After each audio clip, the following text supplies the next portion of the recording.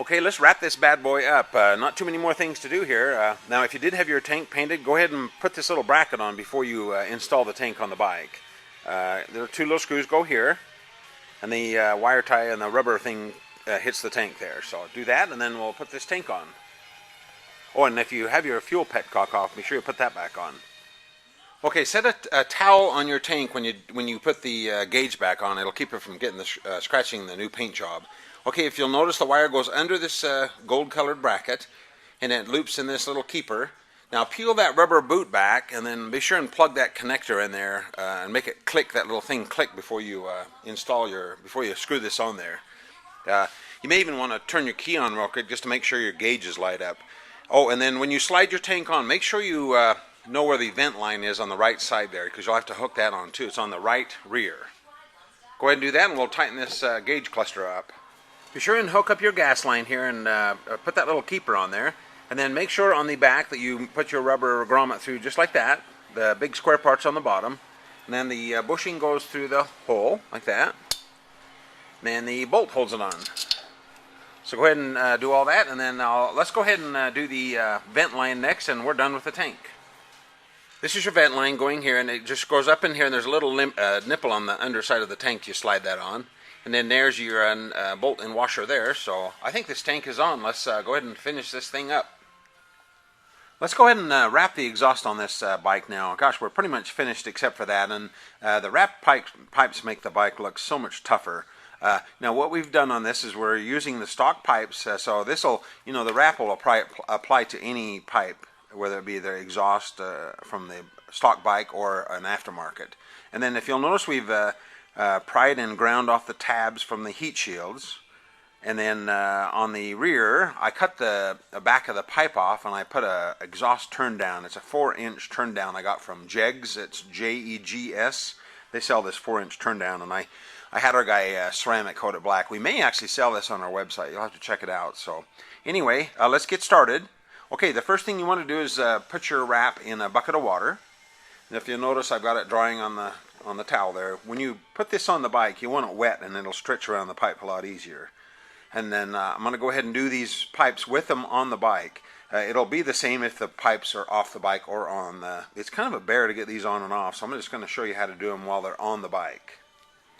Okay, I'm going to start with the bottom pipe, and if you'll notice, I've wrapped the wrap around the pipe 3 or 4 times there. That way you won't have to feed the wrap through so much right at first. Okay, and there's a bracket right in the back here, so we can only get so far back. So what I'm going to do, I'm going to start about there, just kind of flush with the bracket in the back. I'm going to start wrapping it about there. Okay, so what you do is you just kind of overlap that first piece there, and then just kind of start overlapping the wrap. Make sure you pull it really tight, and then make sure when you wrap it around the back side that you don't actually accidentally go behind a rod or something and wrap around a rod. Make sure it's free in the back. So I'm going to go ahead and do that. Just kind of start wrapping it like that. If you'll notice, I'm using about probably about a 1/2-inch overlap right here. If you overlap it too much, it'll end up too fat, and you'll use an extra amount of wrap. So let's go ahead and do that. Get started like that.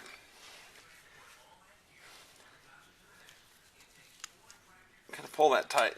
If you ever get any wrinkles and whatever get going, try to tuck them in the back. Okay, I'm wrapping along here. You notice I'm shoving the wrinkles to the back.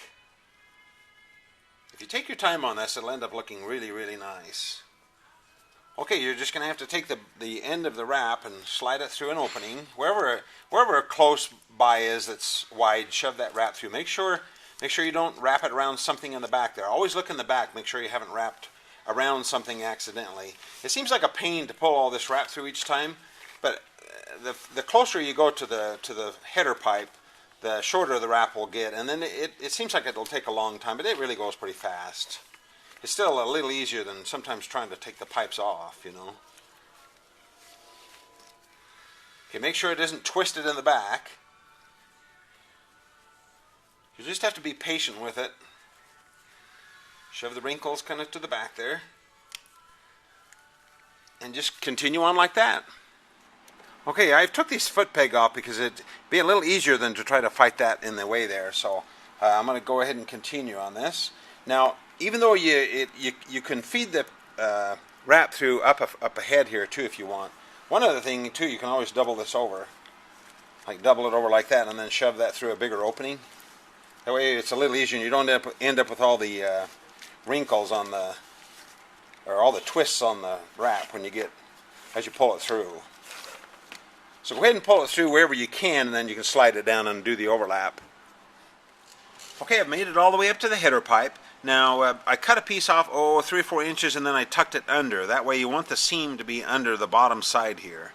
And then what I did is I went ahead and wrapped my wire tie around there. Make sure that the clasp is on the top. And what I do on this is I pull them really tight, like that. And then I bend it over like that. Bend that over. And then what you can do is you can go ahead and snip this off. I'd leave it maybe an inch or so. Go ahead and give it a real good crimp with a wire cutter, a Dykes, and then it'll cut that off there, bend it over. And then what I do is I bend this over like this, and I give that a good little crimp with a plier. That way you bent that raw edge under, and it leaves that nice rounded edge there, so you won't cut yourself if you ever reach under there. And then bend that down against the clasp like that. And then you can go ahead and just rotate that on the bottom side so you can't see it.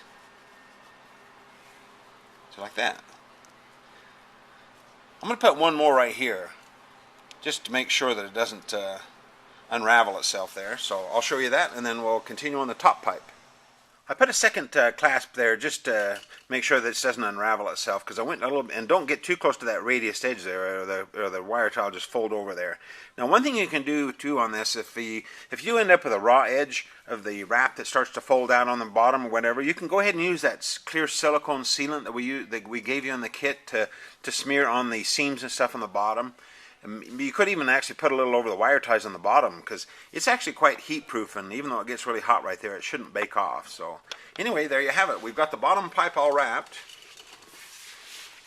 I'm going to leave the foot peg off for now, because I'm going to show you something really cool I'm going to do on this wrap. And then I think I have enough left over to do this top pipe, so don't worry about this area right here too, because we're going to go ahead and do something really special there in just a minute. So I'm going to wrap the top pipe the same way as I did the bottom, and then we'll show you what to do with this area right here. Okay, I've wrapped the top pipe the same way, and then what I did down at the bottom here, this is really cool, is I wrapped around this just once or twice. Don't go too many times or the wire ties won't make it. And then, so I just wrapped around that with a separate piece of wrap, and then I used 3 wire ties there. That kind of looks really cool on there, and it just kind of finishes it all off, and it kind of blends in with the back of the pipe. Well, then one other thing I did on this is I took some a 3M pad or some real fine sandpaper, and I just sanded this lengthwise. Give it kind of a brushed nickel look. I'm not into the chrome look so much, so anyway, there it is. And then what I did on the black wrap too is I took some black paint and reduced it in some thinner, and I kind of wiped it on the wrap and made it a little blacker, so it looks really sharp on there. And then go ahead and put your foot peg back on, and there you have it. That looks really sharp. Let's wrap this baby up. Oh, one thing for sure too, these pipes will smoke and stink for a while, so don't let that bother you. It'll cook off right away, and then it won't stink anymore.